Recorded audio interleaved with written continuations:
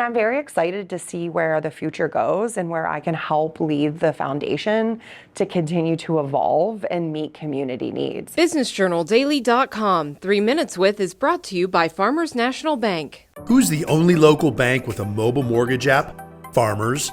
Download the app to contact your lender, calculate payments, securely scan and upload documents, and check the status of your loan.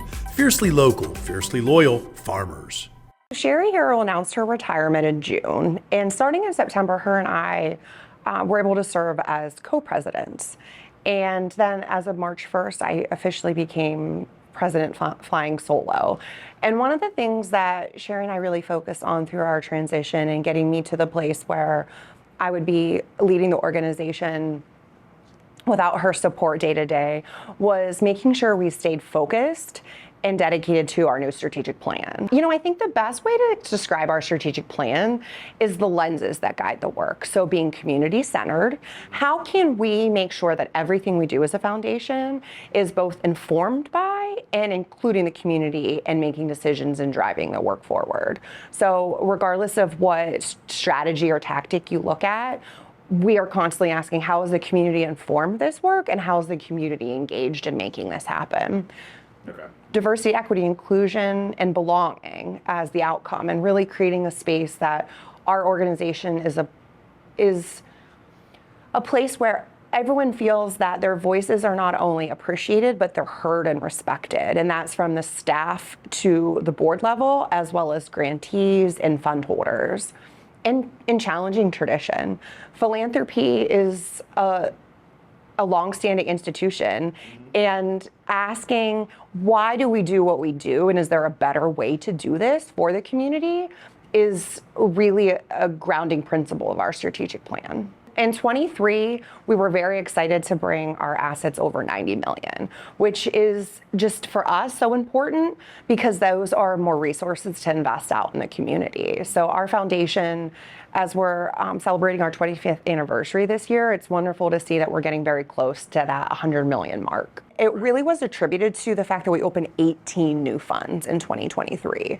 And while 23 was very important for us in the number of funds that we opened, I think making point to the Arnett Family Fund as really kind of our largest gift that's ever been given to the Community Foundation.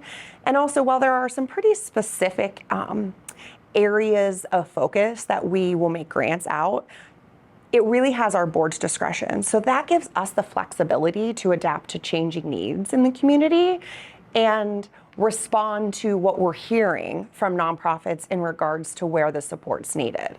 Building a Better Table is one of our new community leadership efforts. So as the Community Foundation's been sort of examining how to complement our financial investments, our grants, we've looked at, are there ways that we can help support the community in growing capacity and getting more involved in making the Mahoning Valley stronger and to thrive. And one of the things that we realize is we have very low civic engagement here. We have low voter turnout. We have folks feeling as if their voice and their power doesn't make a difference.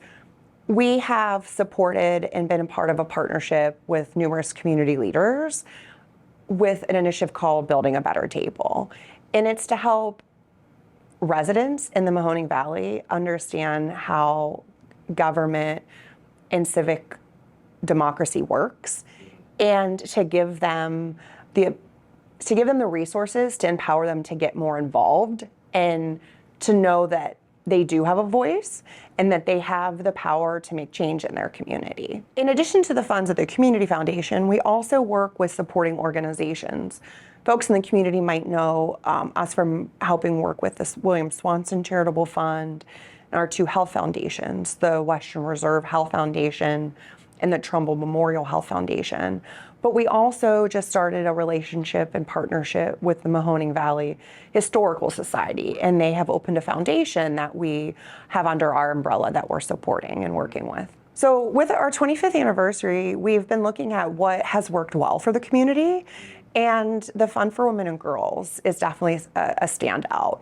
It's one of our field of interest funds that we work with the community. We have a guiding circle of community leaders that work to both build that fund, to a place where it can make more grants in the community, but they also gather community feedback and look at data to say what are the needs and what are the opportunities and sort of obstacles facing women and girls in our community, so that they can then in turn make grants to address those opportunities and obstacles.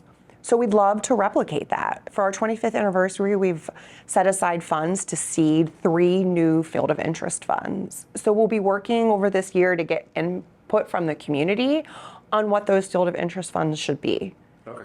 And we're excited because we'll model those funds very much like the Fund for Women and Girls, where we will put together a guiding circle or an advisory committee where the community will give direction to where the grant dollars are going from those funds. We're very excited too about our new relationship with the YSU Foundation and helping support their donors.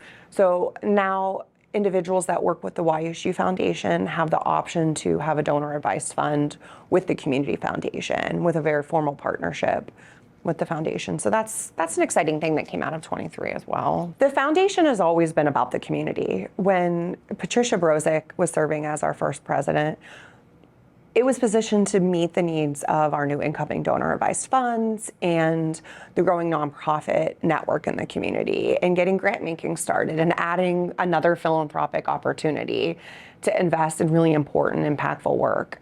And under Shari Harrell's leadership, we really expanded to think about how can our foundation complement our grant making to take on more community leadership efforts. We have our Healthy Community Partnership and Building Better Table that we talked about earlier.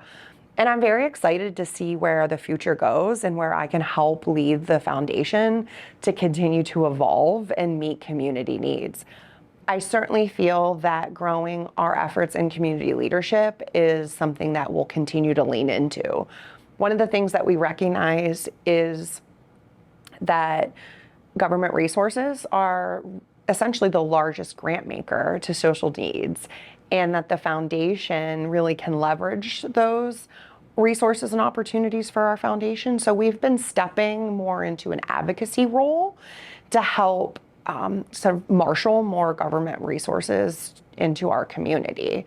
And we recognize that that's not necessarily like our role as a leader, but we can work with partners that are very successful in bringing those resources in. I'd bring up Youngstown Neighborhood Development Corporation as a model example to that. How can we see more of that in our community and bringing in resources that our organization, local philanthropy alone can't move the needle enough, but what is our role in being able to attract more dollars to make a greater impact in the community? That's what I'm excited about for the next chapter in the foundation. BusinessJournalDaily.com 3 Minutes With is brought to you by Farmers National Bank. Who's the only local bank with a mobile mortgage app? Farmers. Download the app to contact your lender, calculate payments, securely scan and upload documents, and check the status of your loan. Fiercely local, fiercely loyal, Farmers.